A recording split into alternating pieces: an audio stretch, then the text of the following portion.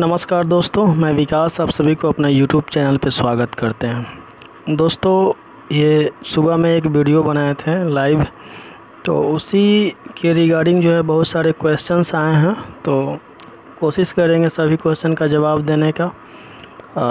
देखिए, बहुत सारे क्वेश्चंस आते हैं जो जवाब मेरे पास भी नहीं होता है, लेकिन जितना हम समझते हैं या जितना हमको नॉलेज होता है उसी के आधार पे आप लोगों को बताते हैं और आगे भी कोशिश करेंगे।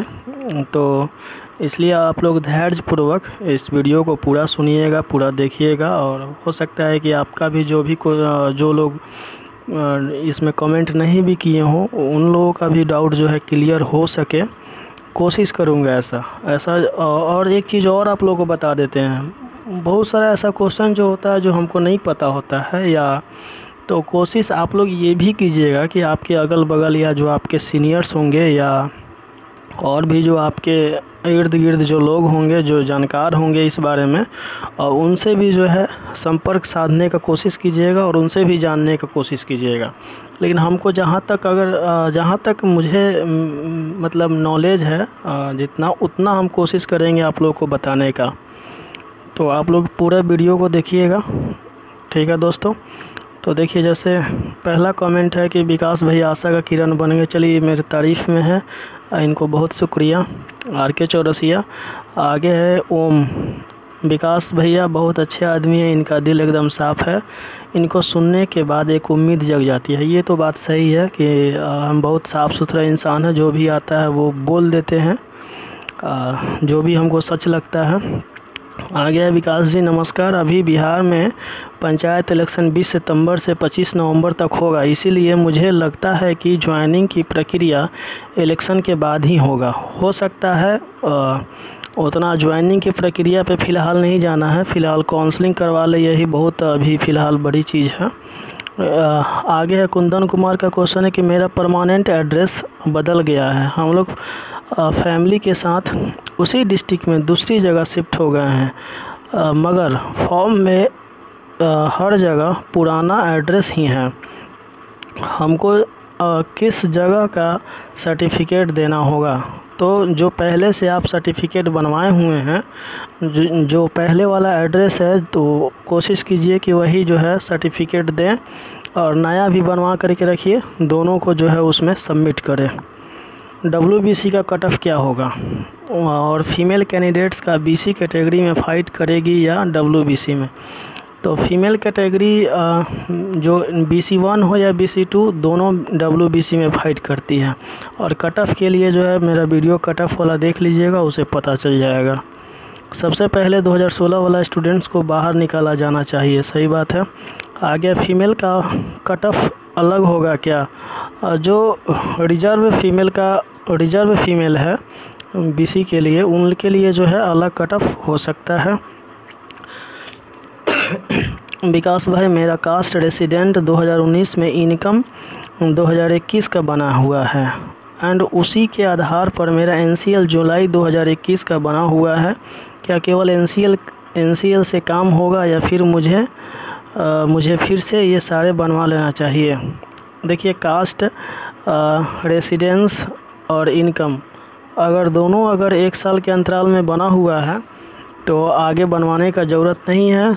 देख लीजिए कितना दिन पहले का बना हुआ है, उसके आधार पे जो है आप फिर से बनवा सकते हैं, अप्लाई कर सकते हैं। अभिषेक सिन्हा क्वेश्चन है कि मेरा BC से एटलीस्ट 103 मार्क्स बन रहा है, एनी चांस सर जी नॉन टाइपिंग के लिए BC उम्मीद किया जा सकता है? आप अपने मन से 103 मिला रहे हैं, हो सकता है कि नीचे ही ये मार्क्स जो है जाएगा, ऊपर जो है जाने का बहुत कम चांस रहता है, क्योंकि क्वेश्चन डिलीट भी होता है, चेंज भी होता है। तो इसलिए भाई जी एक सवाल मेरा भी है, प्रीलिम्स एग्ज़ाम का हॉल टिकट और एप्लीकेशन प्रीलिम्स एग्ज़ाम का हॉल टिकट और एप्लीकेशन फॉर्म ना फी रिसिप्ट ना कुछ भी नहीं है, तो DV में कोई प्रॉब्लम होगा?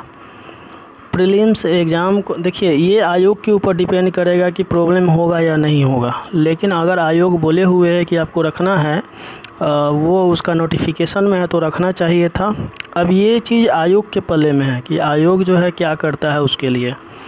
अभिषेक कुमार, हेलो सर, मेरा टाइपिंग इंग्लिश में इतना कीवर्ड इतना है तो चांस है, उम्मीद रखिए। आगे फॉरेस्ट गार्ड का सीट खाली रहेगा, उसका 90% लड़का नॉन टाइपिंग में जाएगा मे बी। आगे है 2.5 गुना तो नहीं बुलाएगा, पक्का सचिव हम लोगों को मूर्ख बनाकर भेज दिया। हो सकता है, कुछ भी हो सकता है, लेकिन जो कोई सामने वाला बोलेगा हम लोग वही सुनेंगे, उसके बाद हम लोग क्या कर सकते हैं। यदि डॉक्यूमेंट वेरिफिकेशन के समय, राकेश पांडे, यदि डॉक्यूमेंट वेरिफिकेशन के समय बायोमेट्रिक होगा तो ठीक, नहीं तो फर्जी वाले नहीं हट पाएंगे। क्या लिखे हैं, डॉक्यूमेंट वेरिफिकेशन के समय बहुत ही अच्छे से होता है, इसके लिए आप निश्चिंत रहे। BSSC उसके लिए जो है बहुत अच्छा से व्यवस्था किए हुए रहता है। फर्जी कैंडिडेट के लिए देखे होंगे अभी फिजिकल वाले में कि लोग सीधा डायरेक्ट जेल में गए हैं।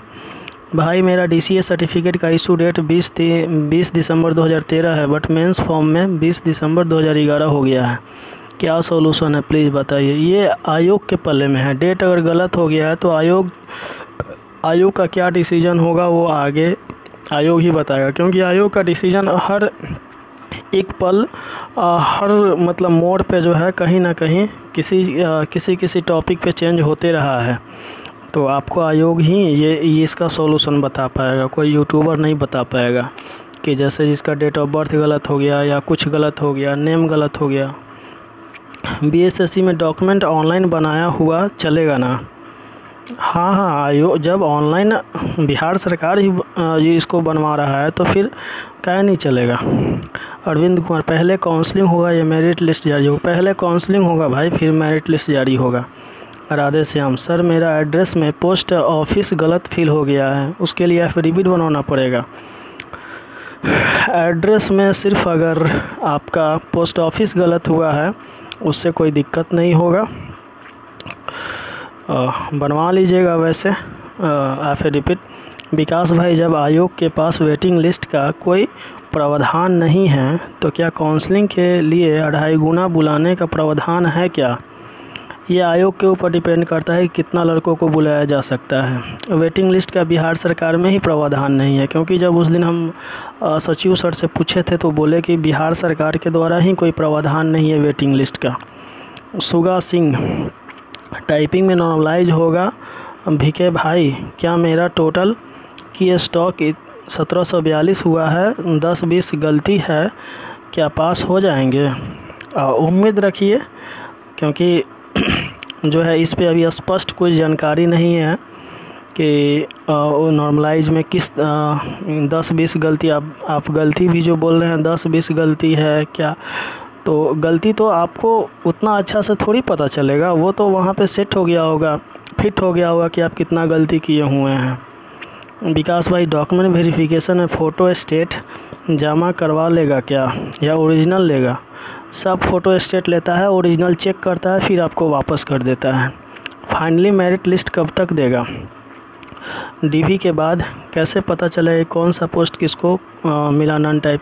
देखिए, DV जब हो जाएगा तो उसके बाद 1.5 से 1.5 महीना अप्रॉक्स टाइम लेगा, 1.5 महीना या 2 महीना जो भी टाइम ले, ये आयोग के ऊपर डिपेंड करता है। उसके बाद जो है आपको मेरिट लिस्ट जब आएगा तब पता चलेगा कि आपको कौन सा पोस्ट मिला है, टाइपिंग, नॉन टाइपिंग या और कोई।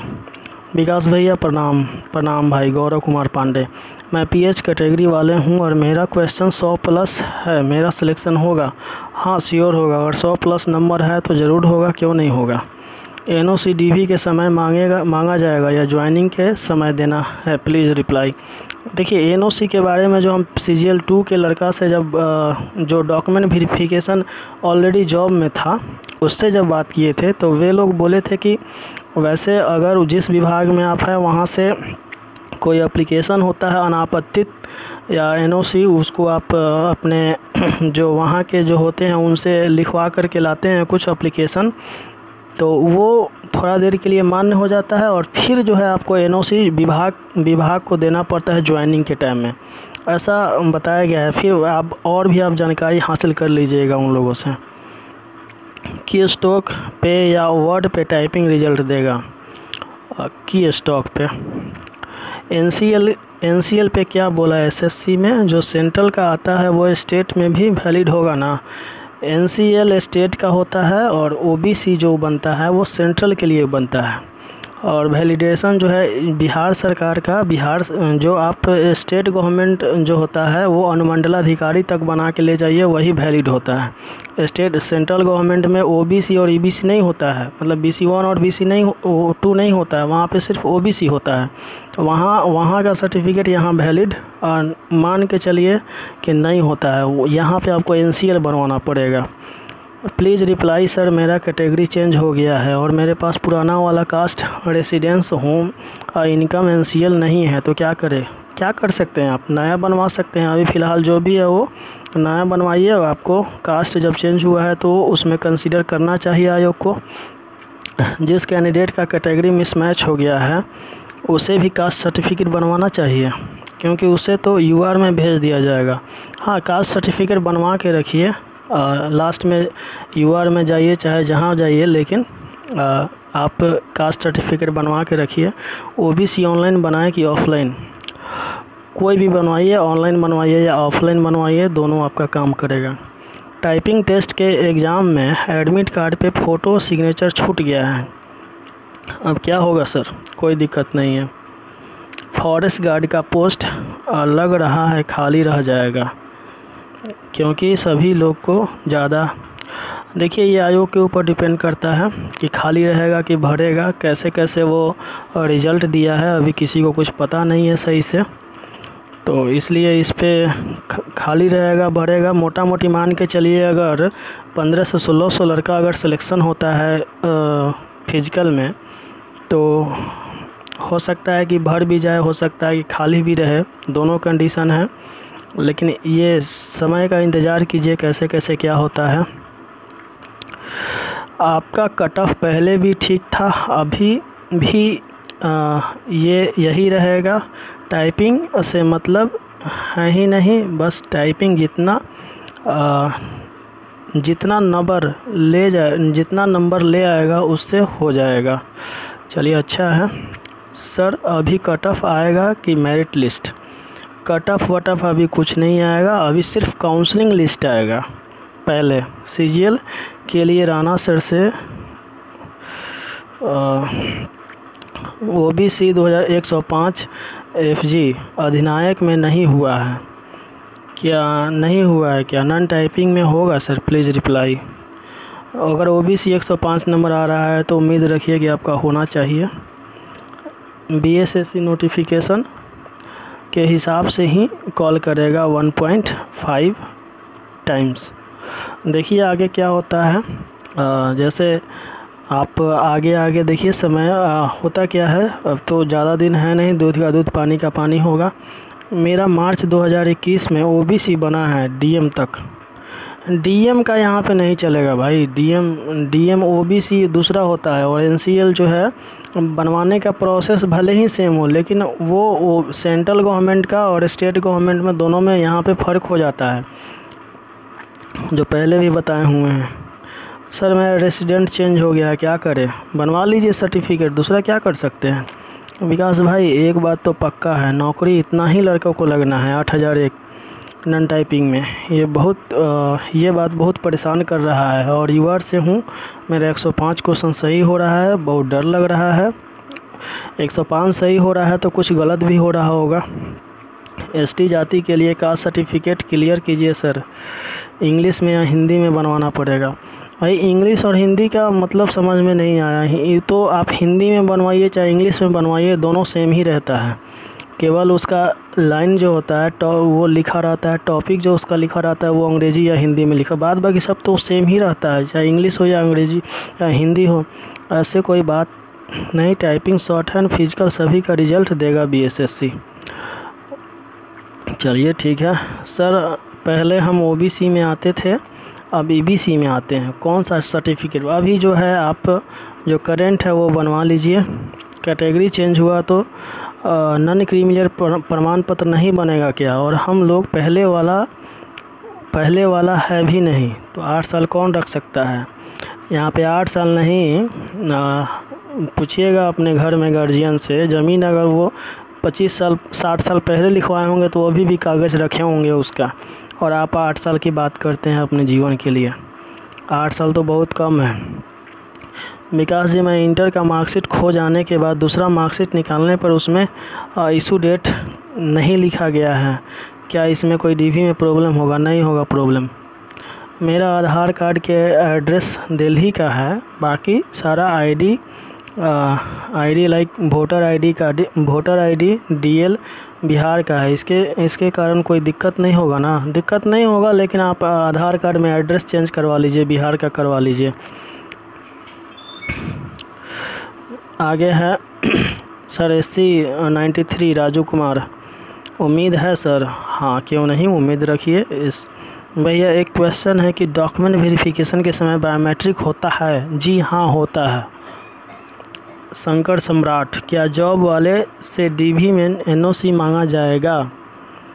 डीवी में? हाँ, डीवी में उम्मीद है। देखिए, वो जो नोटिफिकेशन देगा आपको उसमें क्लियर कर देगा, मांगा जाएगा कि क्या किया जाएगा। सो आधार कार्ड के फादर नेम में स्पेलिंग मिस्टेक है, नहीं, दिक्कत नहीं होगा। सुधरवाना चाहे तो आप लोग सुधरवा सकते हैं, आप सुधार लीजिए। सोनपुर में कहाँ घर है सर जी? सोनपुर में, सोनपुर ही है। 2019 का डॉक्यूमेंट है, अनुमंडल से बनाया हुआ है। सही है तो इनकम सर्टिफिकेट लगेगा SC के लिए ना? SC के लिए इनकम सर्टिफिकेट नहीं लगता है।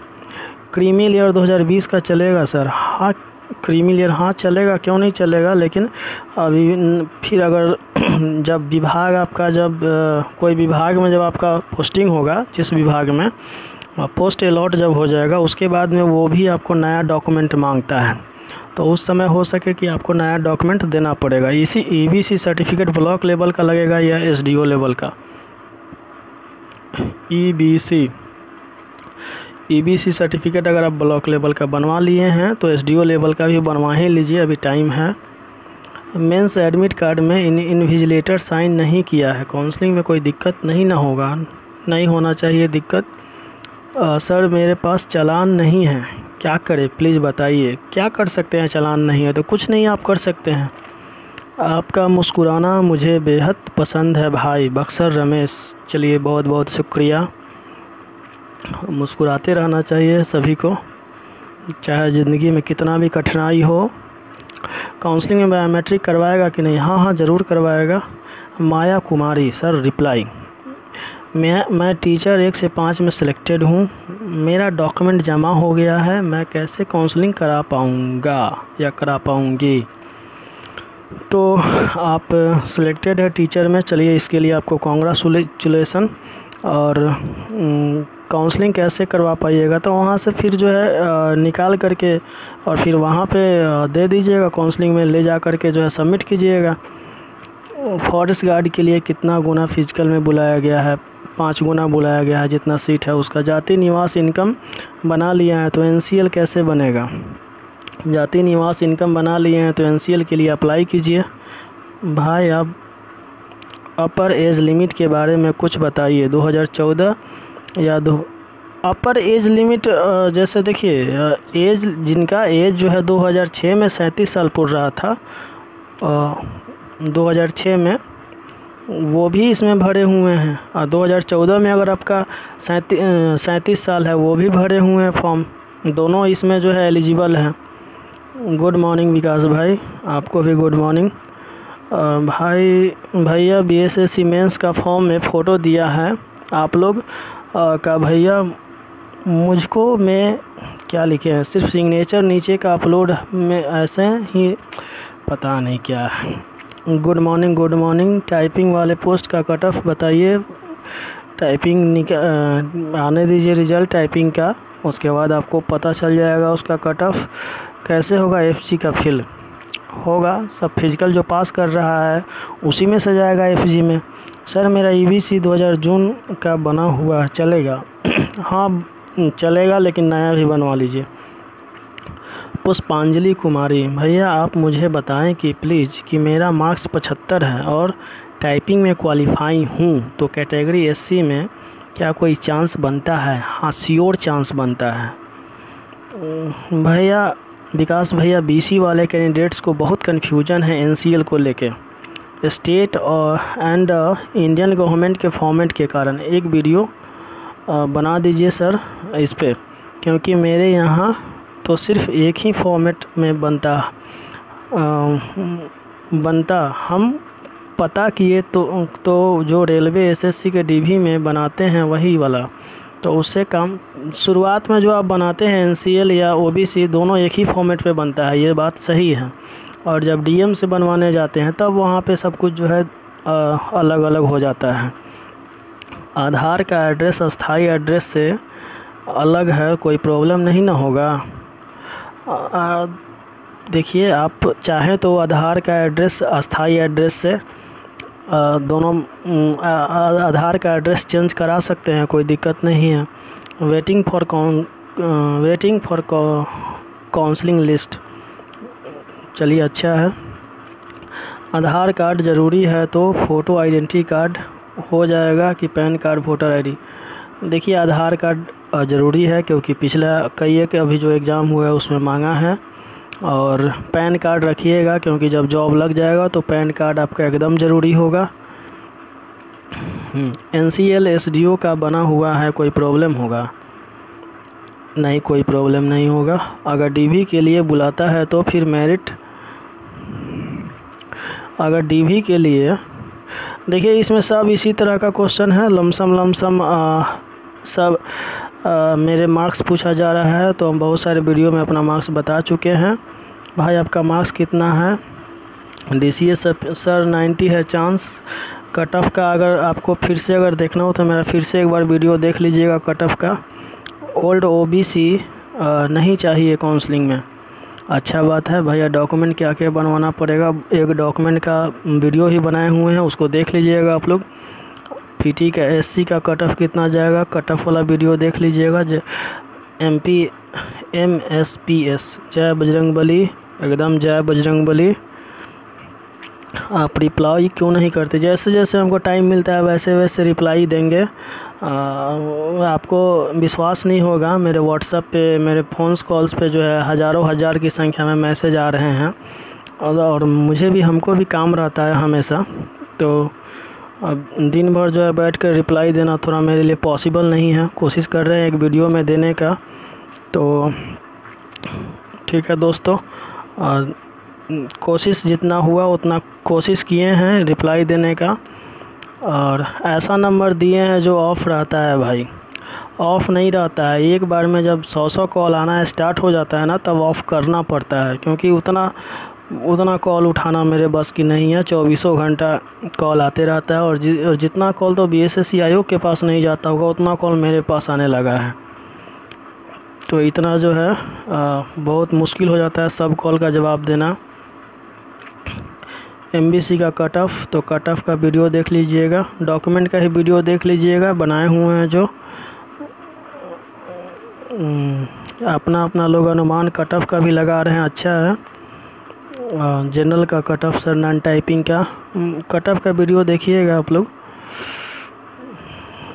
भी के डॉक्यूमेंट के लिए वीडियो बनाइए, ओके। डॉक्यूमेंट के लिए फिर से वीडियो। भाई मेरा मेंस का एडमिट कार्ड एक सिग्नेचर नहीं हुआ, कोई दिक्कत नहीं? दिक्कत तो नहीं होना चाहिए। देखिए आगे क्या होता है, आयोग के ऊपर भी कुछ चीज़ें जो है डिपेंड करेगा। तो धन्यवाद दोस्तों। वीडियो अगर अच्छा लगा हो तो ज़रूर सब्सक्राइब कम से कम ज़रूर कर लीजिएगा और शेयर कीजिएगा, ताकि और लोगों को कुछ जानकारी मिल सके। ठीक है दोस्तों, धन्यवाद।